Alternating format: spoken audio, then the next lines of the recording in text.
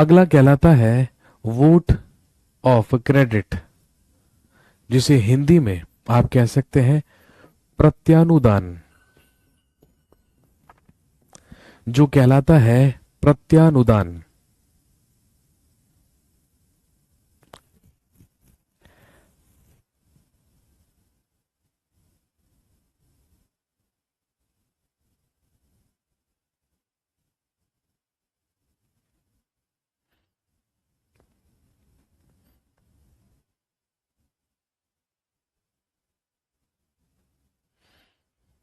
अब vote on account और vote on credit क्या होता है, या वोट ऑफ क्रेडिट क्या होता है, या प्रत्यानुदान क्या होता है?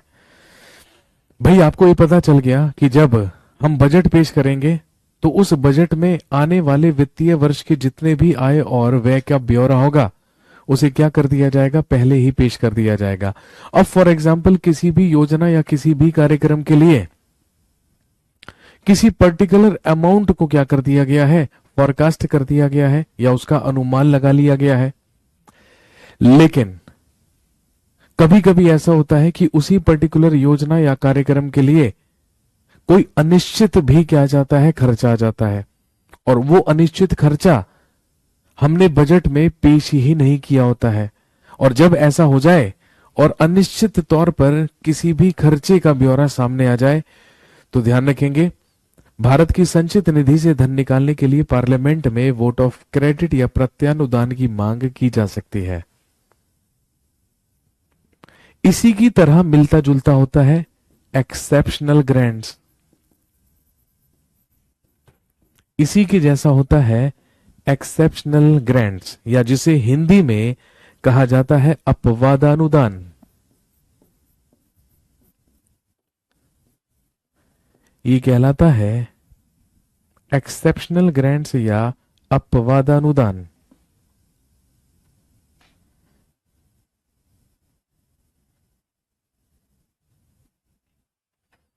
क्या होता है अपवादानुदान? भाई यदि किसी भी फाइनेंशियल ईयर में या किसी भी वित्तीय वर्ष में किसी ऐसे खर्चे की जरूरत पड़ती है जो बजट में मेंशन्ड नहीं होता है, तो उस कंडीशन में एक्सेप्शनल ग्रांट्स या अपवादानुदान की मांग संसद में की जा सकती है। That is known as exceptional grants.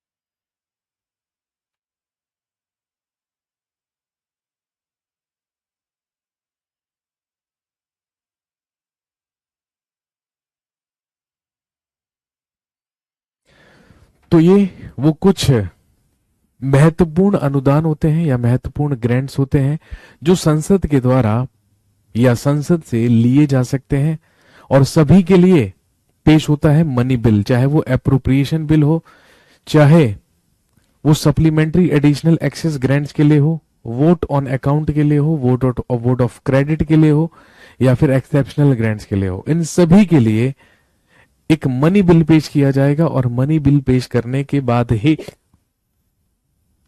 धन निकाला जा सकता है। अब हम समझते हैं व्हाट इज बेसिकली, लिखेंगे a consolidated funds of India.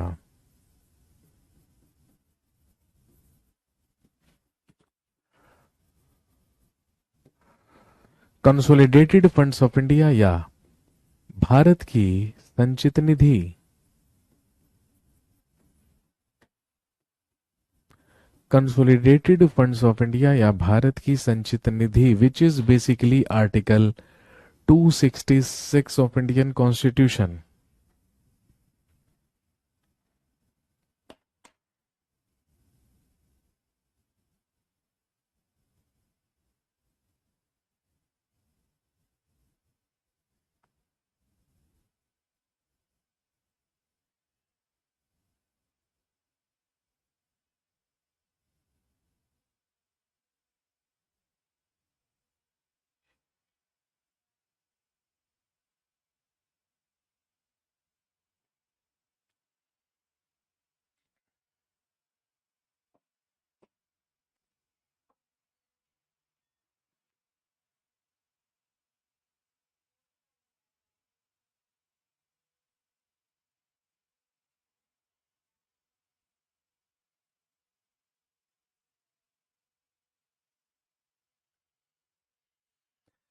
अब बेसिकली भारत की संचित निधि क्या होती है, तो ध्यान रखेंगे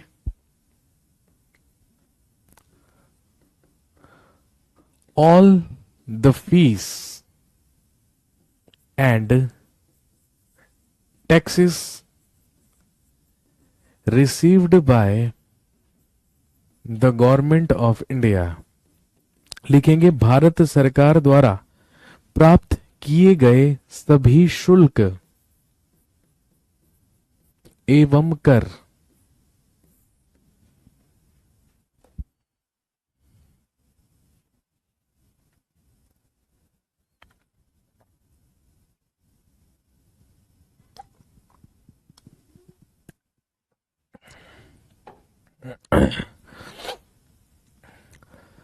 consolidated funds of India, Bharat की संचित निधि। All the fees and taxes received by the government of India, Bharat सरकार द्वारा प्राप्त होने वाले सभी शुल्क एवं कर। इसके अलावा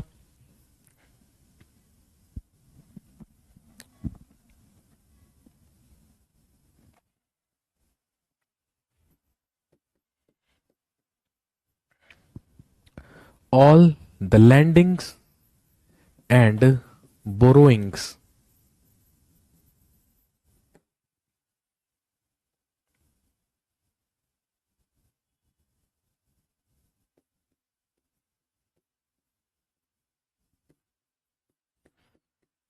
दिए गए ऋण और लिए गए ऋण की प्राप्तियां।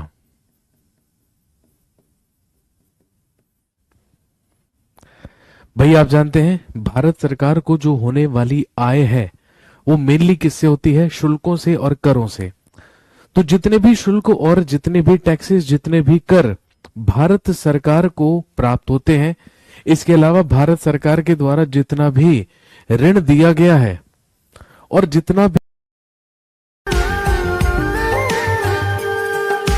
तुझसे प्रीत लगी है राधे, तू ही मन में बसी है राधे, आना भी मिलेंगे आके जब अपनी है श्री राधे।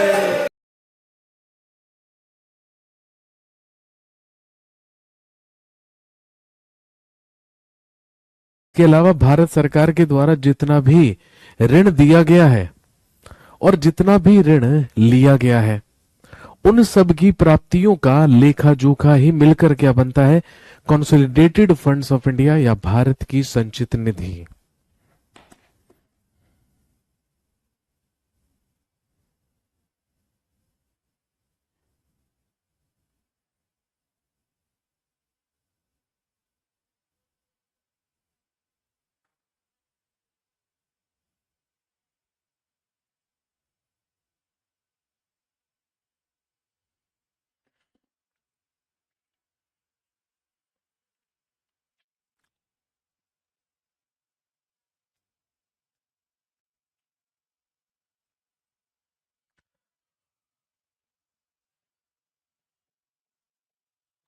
लिखिए, एज पर आर्टिकल 266(3), अनुच्छेद 266 के 3 के तहत,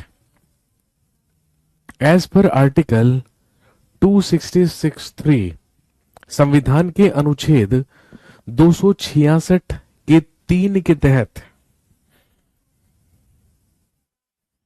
लिखेंगे only parliament has the right, only parliament has the right to take money from the consolidated funds. संचित निधि से धन निकालने, संचित निधि से धन निकालने का अधिकार केवल संसद को है। Only parliament has the right to take money from consolidated funds. संचित निधि से धन निकालने का अधिकार केवल संसद को है।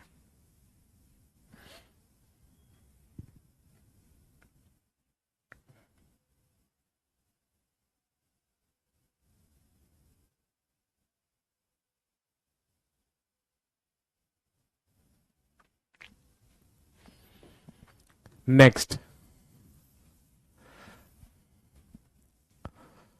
अगली होती है, लिखिए कॉन्टीजेंसी फंड्स, या जिसे कहते हैं आकस्मिकता निधि। नेक्स्ट होती है कॉन्टीजेंसी फंड या आकस्मिकता निधि, which is in article 267 of Indian constitution, जो संविधान के अनुच्छेद 267 में है। आर्टिकल 267 अनुच्छेद 267 लिखेंगे,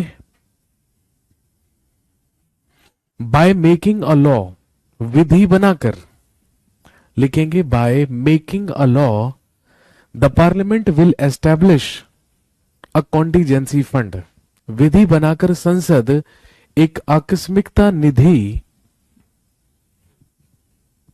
विधि बनाकर संसद एक आकस्मिकता निधि का गठन करेगी।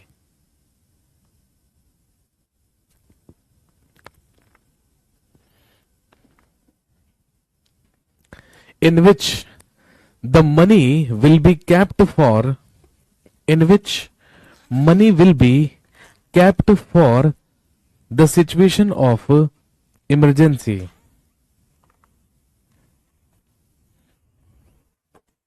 विधि बनाकर संसद एक आकस्मिकता निधि का गठन करेगी, या कानून बनाकर संसद के द्वारा एक कॉन्टीजेंसी फंड, एक आकस्मिकता निधि का गठन किया जाएगा।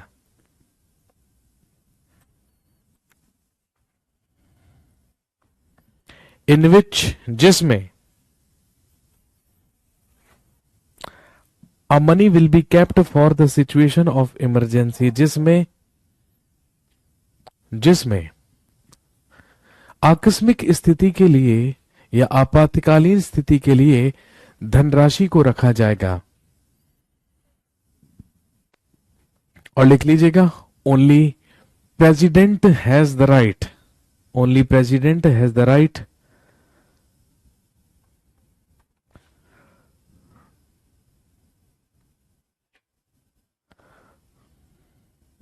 only president has the right to take money from the contingency fund,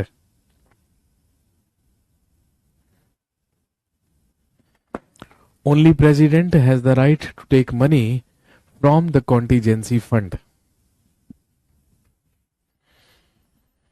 लिखेंगे आकस्मिकता निधि से धन निकालने का अधिकार केवल राष्ट्रपति को है।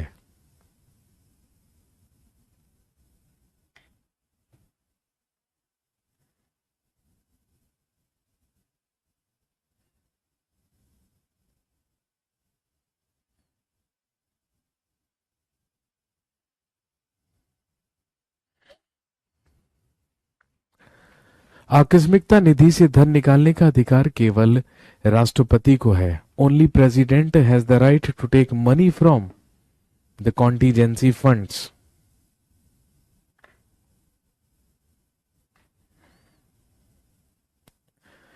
तो ये रही बात कंसोलिडेटेड फंड्स और इसके अलावा कॉन्टीजेंसी फंड्स के बारे में।